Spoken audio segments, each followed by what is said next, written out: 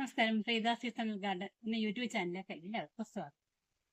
ഇന്നത്തെ വീഡിയോയുടെ പ്രതിപാദ്യ വിഷയം എന്ന് പറയും ഏത്തവാഴയിൽ കണ്ടുവരുന്ന ഇല ഉണങ്ങിപ്പോയ ഇല കരിച്ച് അതിന്റെ ഒരു പ്രതിനിധിയാണ് ഞാൻ വീഡിയോ വന്നത്.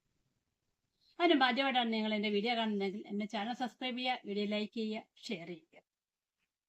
ആ ബെൽ ബട്ടൺ കൂടി ഒന്ന് തന്നെയാണ് വിളിച്ചത്.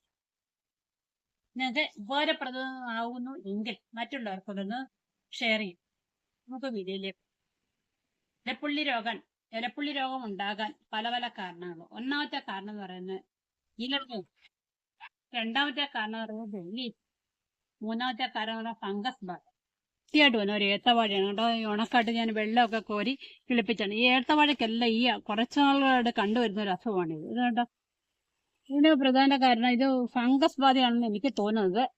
ചിലപ്പോൾ ഇത് ഇലപ്പേനൊന്നും കാണുന്നില്ല. ഇലയെല്ലാം ഇങ്ങനെ നമ്മൾ ശ്രദ്ധിച്ചില്ലേ, ഇലയെല്ലാം ഇങ്ങനെ കേടുകളുണ്ടായി ഇലയെല്ലാം കരിഞ്ഞു. ഇപ്പം താഴത്തെ 3-4 ഇലയായി മേപ്പോട്ട് ഇത് ബാധിച്ചുകൊണ്ടിരിക്കണം. ഇതിനുള്ള ഒരു പരിഹാരം എന്ന് പറയുന്നത് ഒന്നാമതൊരു ഫസ്റ്റിൽ നമുക്ക് ചെയ്യാന്ന് പറഞ്ഞാൽ ഇതിന്റെ ഈ കവിളുകൾക്കിടയിൽ കുമ്മായി വിട്ടു കൊടുക്കുക. കുമ്മായം അല്ലെങ്കിൽ ഡോളോമേറ്റ് ഇട്ട് കൊടുക്കുക. മൊത്തം കവിളുകൾ ഇടരുത്. പുറത്തെ 2-3 കവിളുകളിൽ ഡോളോമേറ്റ് ഇട്ട് കൊടുക്കുക. 2-3 ദിവസം അടുപ്പിച്ച് കവിളുകളിലും മഴയുടെ ചുവട്ടോട്ട് വെള്ളം ഒഴിച്ചു കൊടുക്കും.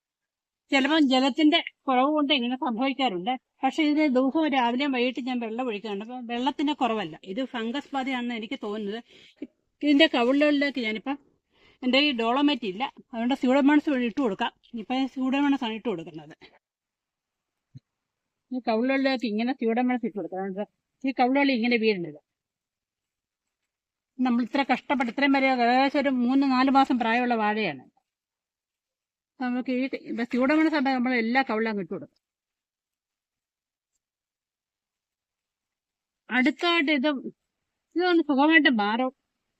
ഇനി എന്തെങ്കിലും കാരണവശാൽ മാറാത്തതാണെങ്കിൽ നമ്മള് വേപ്പെണ്ണ വെളുത്തുള്ളി മിശ്രിതം നന്നായിട്ട് എടുത്തിട്ട്, എല്ലാവർക്കും അറിയാമല്ലോ വേപ്പെണ്ണ വെളുത്തുള്ളി മിശ്രിതം ഉണ്ടാക്കിയിട്ട് ഇലയുടെ അടിയിലും മേളിലും എല്ലാം ഒരു 3-4 ദിവസം അടുപ്പിച്ച് സ്പ്രേ ചെയ്ത് കൊടുക്കുക. എന്നിട്ട് ചുവട്ടി വെള്ളം ഒഴിക്കും. എന്താ ഇത്രയും അതിന്റെ ആവശ്യമുള്ളൂ. എന്നിട്ട് കുറച്ച് കഴിയുമ്പോൾ ഈ ഇല കരിഞ്ഞ എല്ലാം കണ്ടിച്ച് കത്തിച്ചു കളയും. അടുത്തൊരു മാർഗം ഞാൻ കാണിക്കാം.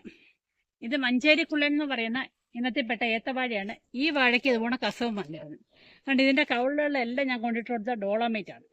ഇട്ട് കൊടുത്ത പുറമേയുള്ള ആ കവിളുകളെല്ലാം ഉണങ്ങിപ്പോയി, ഇലയെല്ലാം വഴി ഇപ്പോൾ വാഴ നല്ല ക്ലിയറായി നിൽക്കുന്നുണ്ടോ.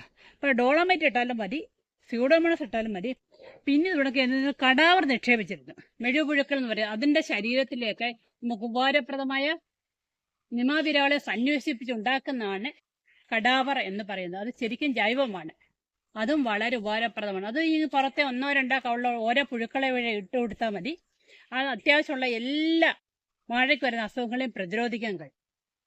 ഞാനിത് കടാവർ ഇട്ട് കൊടുത്തു. കടാവർ ഇട്ട ശേഷം മറ്റേ കുമ്മായി ഇട്ട് കൊടുത്തു. ഇപ്പോഴാണ് ഈ വാഴയ്ക്ക് ഒരു കുഴപ്പമില്ല, നല്ല ഹെൽത്തി ആയിട്ട് നിൽക്കും. ഈ വീഡിയോ നിങ്ങൾക്ക് എല്ലാവർക്കും ഉപകാരപ്രദമെന്ന് കരുതുന്നു. ഉപകാരപ്രദമെങ്കിൽ എൻ്റെ ചാനൽ സബ്സ്ക്രൈബ് ചെയ്യുക, വീഡിയോ ലൈക്ക് ചെയ്യുക, ഷെയർ ചെയ്യുക.